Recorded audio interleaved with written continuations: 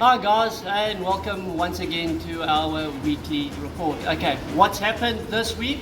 As you know, the Wesley came through on Saturday, like I did say it would. But leading up to it, there was a lot of fish on the south coast.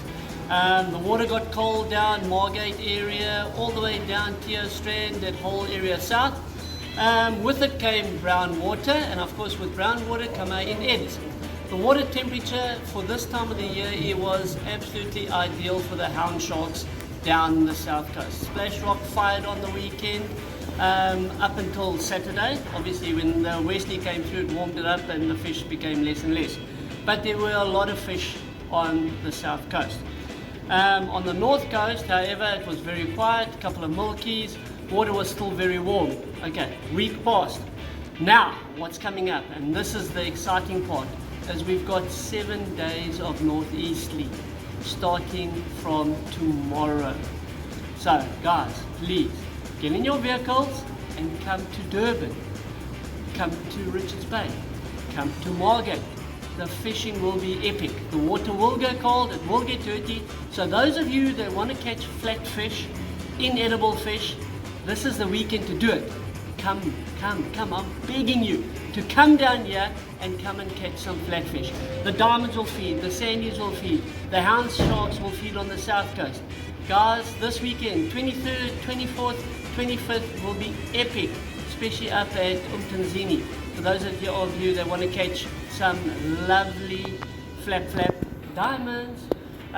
It's spring tides, the sea is nice, it's not strong northeasterlies, and like I said, it's 7 days. The water's going to get cold, guys. Come to Kingfisher, come get some bait from us, and then shoot up north or shoot up south. Or just come sit in my backyard here and catch some fish.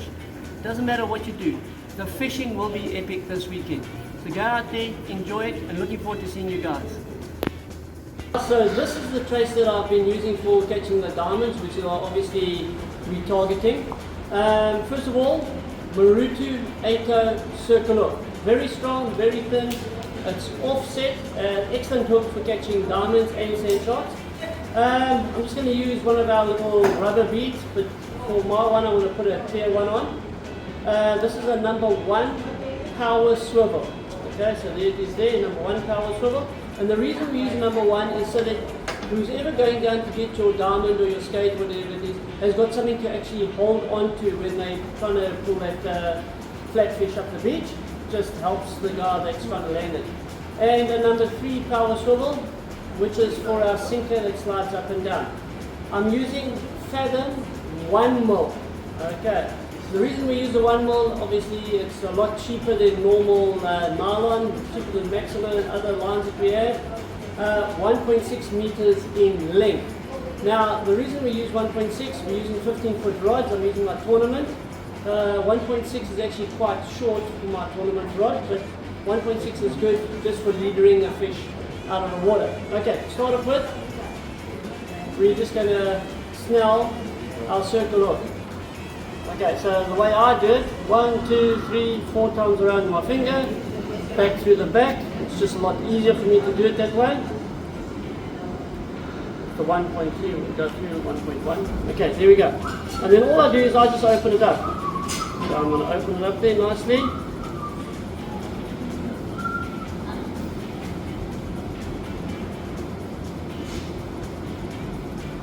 There we go.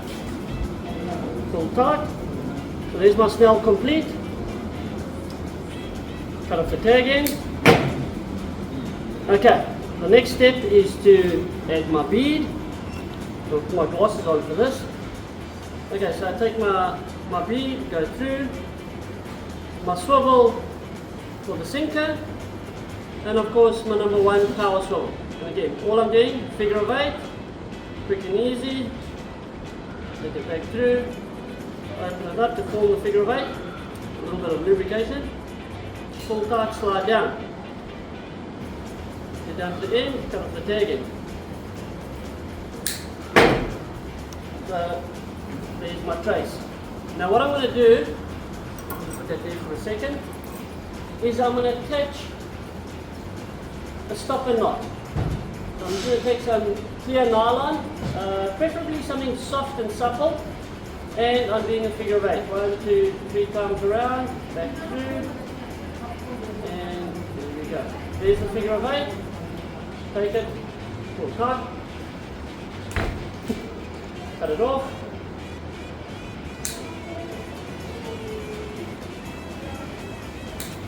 And we do a second stop and knot. 1 is good, 2 is better. 3. And the stop and knot is only there to prevent your bead from coming up to it. I'll show you now. Pull it tight.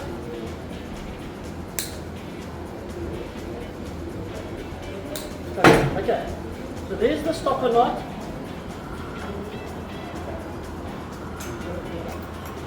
Okay, so you can see what happens. The bead runs up to the knot and your sinker will stop over there.